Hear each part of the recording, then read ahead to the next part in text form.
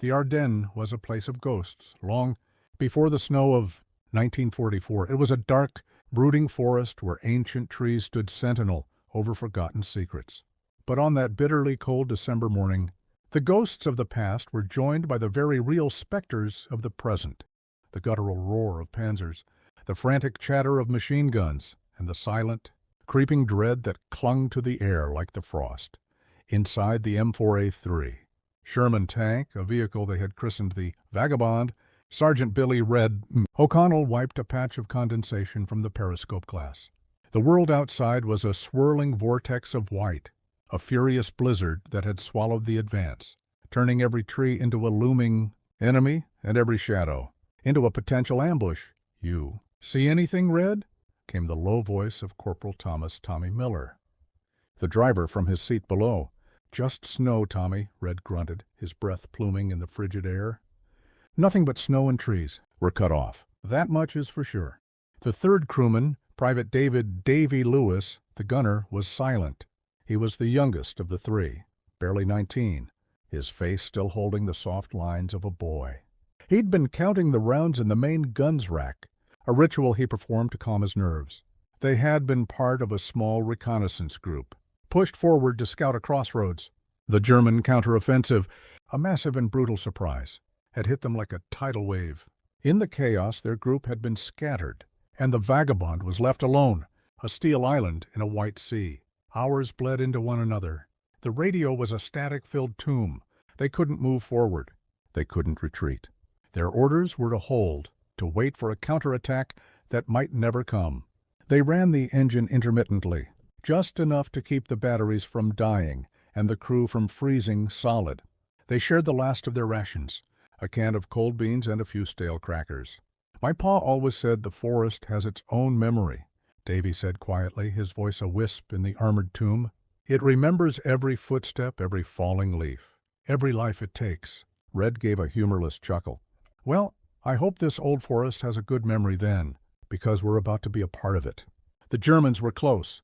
The grinding of tracks, the distant shouts, the occasional crack of a rifle, all of it felt like a tightening noose. Red made the call. They would move, try to break through the enemy lines under the cover of the blizzard. It was a suicide mission, but staying put was a slow surrender to the cold and the inevitable. Tommy started the engine. The familiar rumble, a defiant roar against the silent snow. The tank lurched forward, pushing through a thicket of pines. Then, with a sickening lurch, the ground gave way. The left track slipped, and the Vagabond tilted sharply. They had slipped into a hidden ravine, a deep crevice in the earth, its sides so steep and slick with ice that there was no climbing out. The engine screamed, then sputtered and died. The tank was wedged, immobile. They were trapped. They were silent, the three of them, each man processing the finality of their predicament. They would not be found. Not by friend or foe. The snow, falling in thick, relentless sheets, would be their shroud. Davy, ever the gunner, reached for his flask. "To us, then," he said, his voice surprisingly steady. "To a job well done." They shared a final drink, a final silent toast to courage, to duty, to a world they would never see again. Red opened the hatch one last time, a swirl of snow-filled air rushing in. He looked out at the vast, indifferent forest, and then pulled the hatch shut. They would wait. They would endure. They would face the end together, inside the steel cocoon that had been their home and was now their grave. And then the snow came. It fell for days, weeks, months, covering the forest floor, blanketing the ravine, and slowly, gently, burying the Vagabond and its crew. 65 years passed. The world changed in ways the three men could never have imagined. The Iron Curtain fell, the Cold War ended, and the Internet became a part of daily life. Wars were fought with drones and satellites, but in a quiet, forgotten corner of the Ardennes, time had stopped. The forest had kept its secret. In the autumn of 2009, two Belgian hikers, following an old deer trail, stumbled upon a strange metallic hump jutting from a mossy embankment. They brushed away the dirt and leaves, and what they found sent a shock wave through the quiet community. It was the turret of a Sherman tank, almost perfectly preserved, its green paint faded but still visible beneath the rust. The name Vagabond was still scrawled on the side.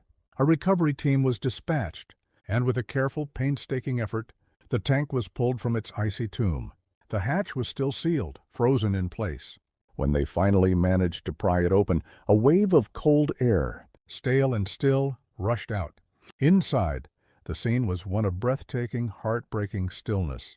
The crew were still at their posts.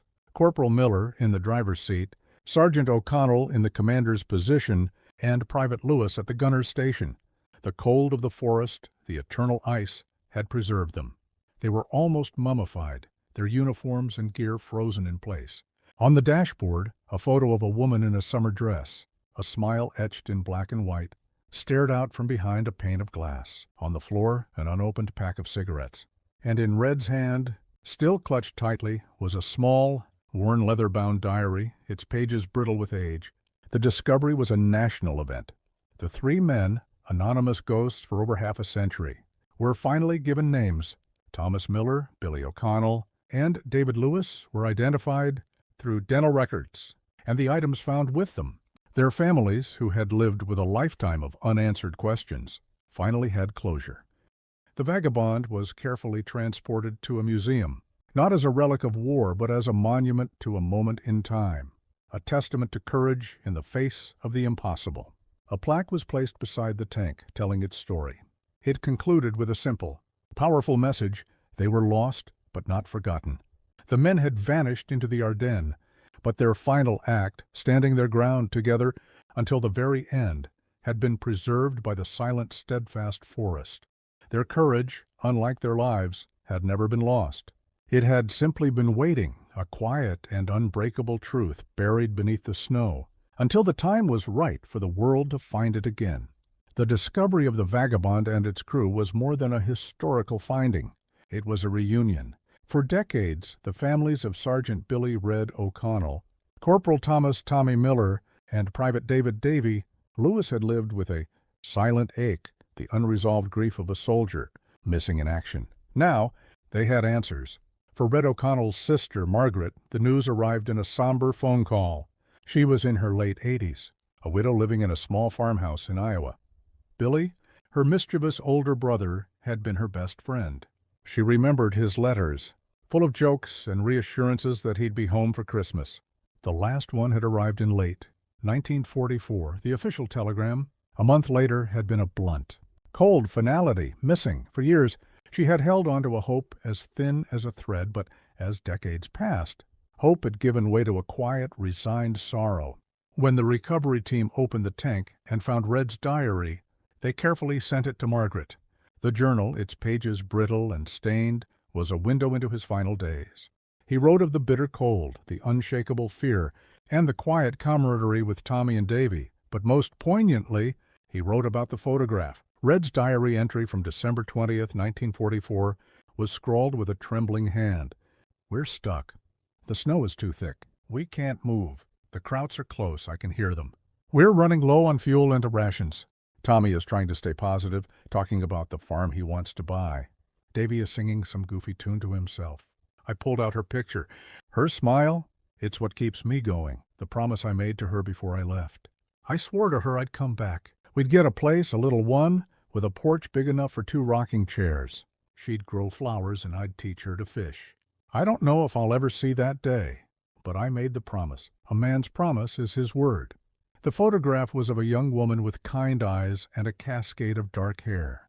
Red had kept it on the dashboard, a constant reminder of what he was fighting for. When the museum placed the Vagabond on display, the photo was preserved and displayed in a small case beside the tank. Margaret traveled to the museum, a frail but determined woman. She stood before the tank, a lifetime of grief and memory washing over her. "His promise," she whispered to herself. It was then she made a discovery. Tucked into the back of a small envelope in the display case, she found a letter. It was from the woman in the photograph. Her name was Elizabeth. The letter, dated December 1st, 1944, had likely never reached Red. Elizabeth wrote of the snow in upstate New York, of the Christmas decorations going up, and of her unwavering belief that he would return. She ended the letter with a simple, powerful line. "I'm waiting, Billy. I'm waiting for you to come home and build that porch with me." Margaret knew what she had to do. The promise, though unfulfilled in life, could be honored in death. With the help of the museum and a local historical society, She organized a memorial service. It was a day to honor not just the three soldiers, but all the promises that were made and lost in the fog of war. Representatives from the U.S. Army, the museum, and the small town where the men grew up attended. Margaret gave a short speech. She spoke of her brother's humor, of Tommy's quiet strength, and of Davy's youthful courage. Then she read the words from Elizabeth's letter. "He never got to build that porch," Margaret said, her voice catching. But in a way he did. He built it with his courage, his promise, and his sacrifice. He built a porch that stretches across 65 years, a place where he and Elizabeth and all those who love them can finally be at peace. A small, humble porch was built on the museum grounds, just a few feet from the tank. It wasn't fancy, just a simple wooden structure with 2 rocking chairs. A plaque was placed on it for those who waited and for those who promised. The Vagabond and its silent crew were no longer just a museum exhibit. They were a testament to love, to loss, and to the enduring power of a promise. The tank had become a symbol of a final, heroic stand. The porch became a quiet place of solace, a space where visitors could sit, reflect, and remember that men may vanish, but the love and courage that defined them live forever. Years passed. The museum became a pilgrimage site. The Vagabond, now the centerpiece of a new courage and remembrance exhibit, drew visitors from all over the world. The porch, built in honor of Red's promise to Elizabeth, was often occupied by silent, contemplative people, veterans, schoolchildren, and families who had their own stories of loss and courage. In 2019, on the 75th anniversary of the Battle of the Ardennes, a new face appeared at the museum. He was a young man in his mid-20s, with a serious face and a strong jaw that reminded the docent of a younger, less worn Red O'Connell. He introduced himself as Lucas Miller, the great-grandson of Tommy Miller, the Vagabond's driver. Lucas had been raised on stories of his great-grandfather, a man who had left the family farm to fight a war on a distant continent and never returned. Lucas was a historian by trade, but he had a different purpose for his visit. He was looking for something more than historical data. He was looking for connection. He spent hours in front of the tank, his hand resting on the cool plexiglass. He imagined the cold, the fear, the isolation. He felt a profound sense of pride and grief. Lucas had inherited his great-grandfather's quiet determination and his love for the land. He had also inherited a deep-seated desire to understand the man he never met. He noticed a small display case next to the tank, containing a few personal effects, a Zippo lighter, a worn deck of cards, and a small, leather-bound journal. The journal was Tommy's. Unlike Red's, Tommy's writing wasn't poetic or grand. It was simple, practical, and full of hope. He wrote about the simple things, the taste of a fresh apple from home, the smell of damp earth after a rain, and the joy of working the land. The last entry in Tommy's journal was dated the same, day as Red's, December 20th, 1944. "We're stuck. Red says we're cut off. Davy is singing. Red is talking about his girl. I'm thinking about my farm. I promised my pa I'd be home in time for the spring plowing. He always said a man's word is his bond, and a farmer's word to his land is a covenant. I'll get back, Pa. I'll get back and make good on that promise. I'll make the land sing."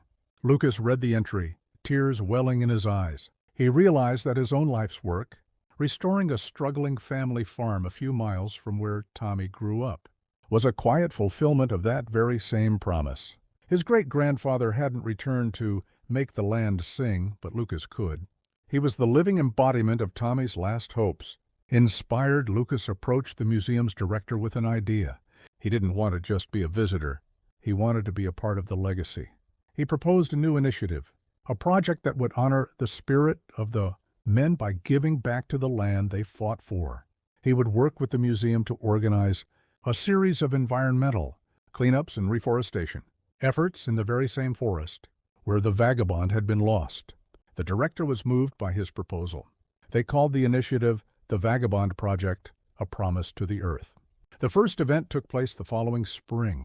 Lucas led a group of volunteers, students, veterans, and locals into the forest. They didn't just clear trash, they planted saplings. They worked the soil, their hands digging into the same earth that had held the tank for so long. As they worked, Lucas thought of his great-grandfather. He imagined Tommy's hands, strong and calloused from working the fields, would have appreciated this gesture. The forest, once a place of loss and frozen time, began to heal and renew. The new saplings grew, a symbol of hope and a living memorial to the courage of the men. Lucas's promise to his great-grandfather, a promise to make the land sing, was a powerful echo of Tommy's last thoughts. The men of the Vagabond were no longer just a memory frozen in a steel box. They were a part of the living, breathing forest itself, their courage forever woven into the very fabric of the earth they had fought to protect. The Vagabond project brought a new kind of life to the small Belgian community. What had been a place of quiet, haunting history was now a place of active remembrance. Locals, once used to a trickle of tourists, now welcomed a steady stream of volunteers, people from all walks of life, united by a desire to honor the past and invest in the future. The forest, once a silent witness to a tragedy, was becoming a symbol of rebirth. But for all the progress and newfound purpose, there was still a missing piece of the story. The Vagabond had 3 crewmen, and while Red's and Tommy's legacies had been honored, the youngest member, Private David "Davy" Lewis, remained a shadow.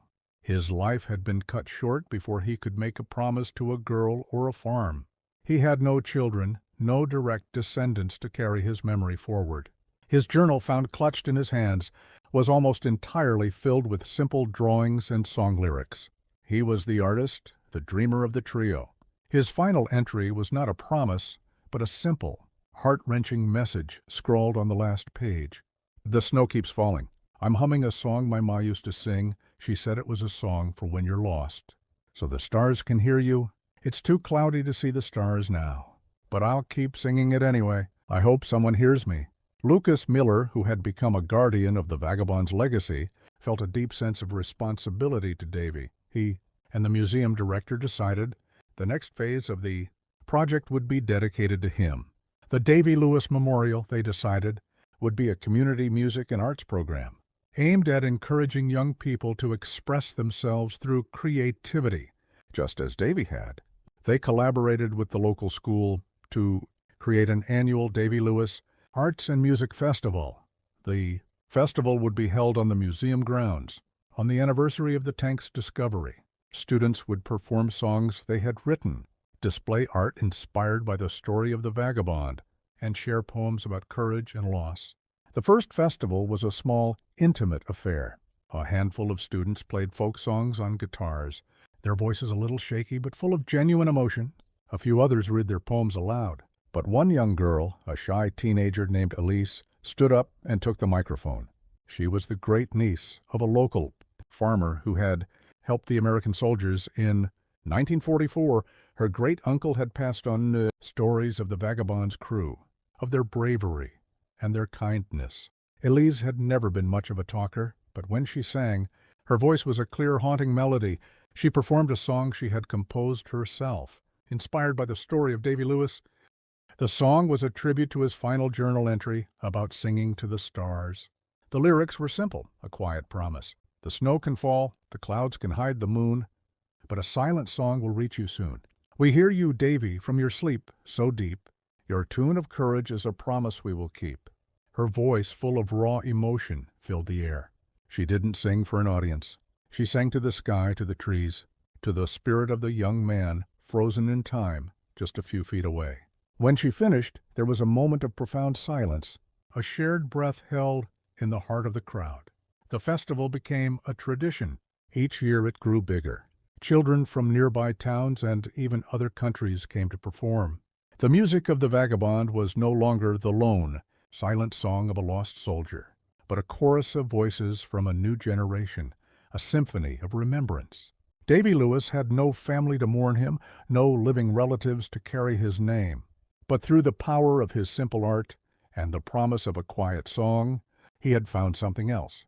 He had found a family of strangers, an entire community bound by a shared legacy of courage.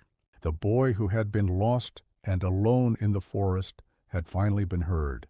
His courage, like the music he made, had become an echo that transcended time, a promise that would be sung for generations to come. The Vagabond story had become a cornerstone of the small Belgian community.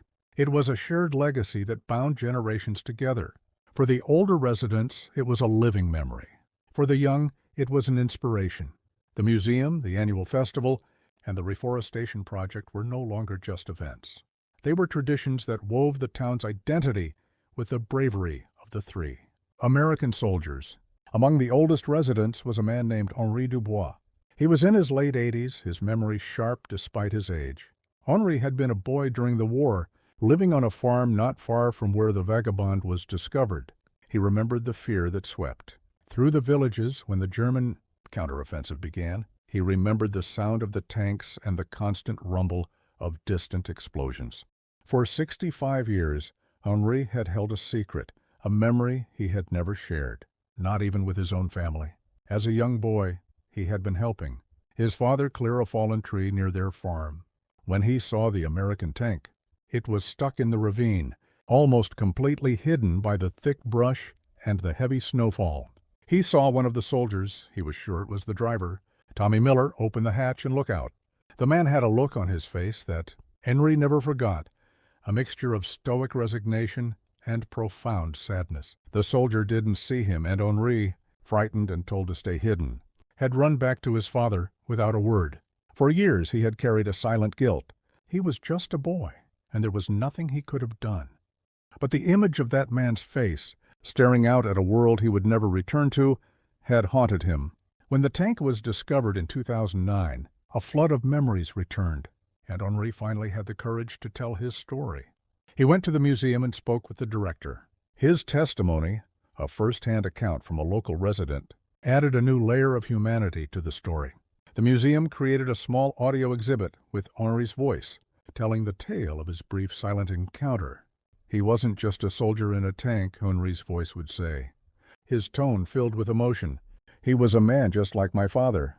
He was scared. He was brave. He was trying to come home.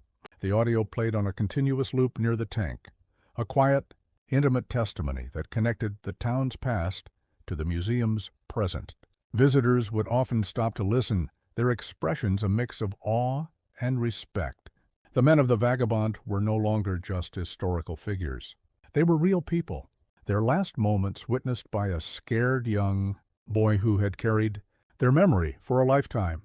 Henri became a kind of unofficial elder for the Vagabond project.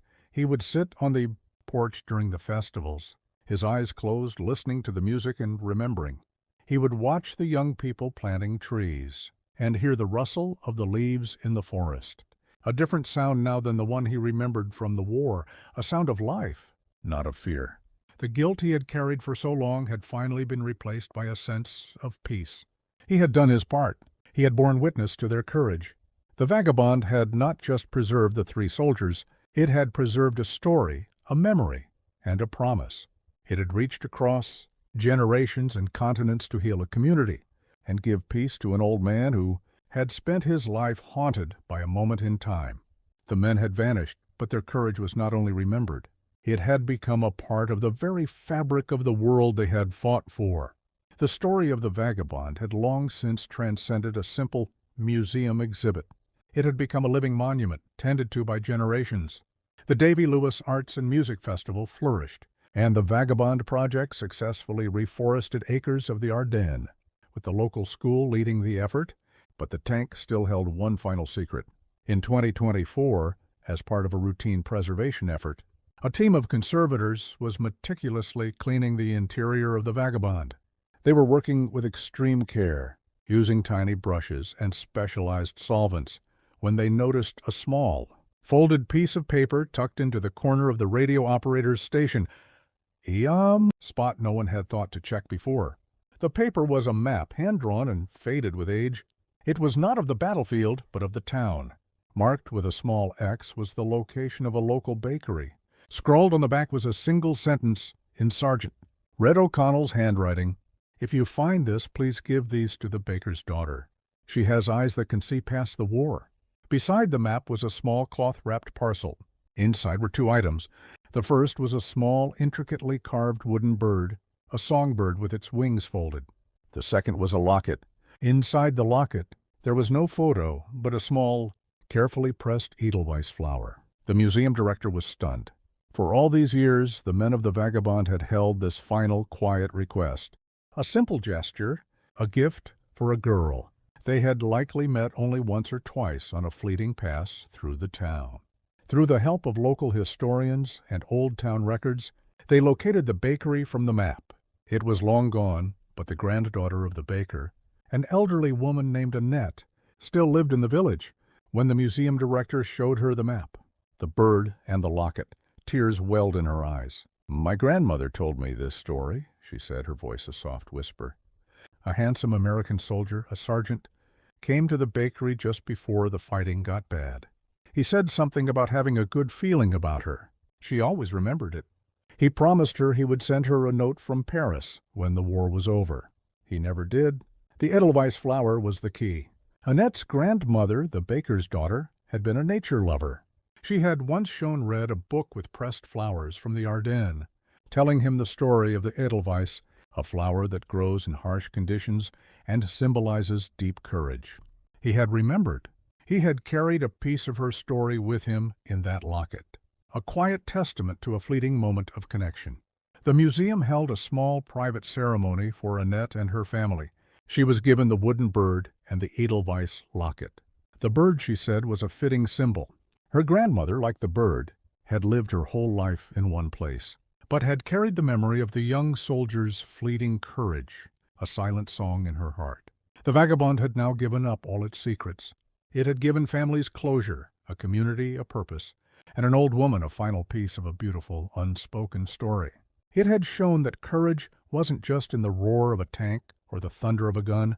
It was in a promise, a photograph, a song to the stars, and a small wooden bird left for a girl with eyes that could see past the war. The men may have vanished, but their courage, now fully revealed, was a legacy of kindness that lived on in the hearts of an entire community.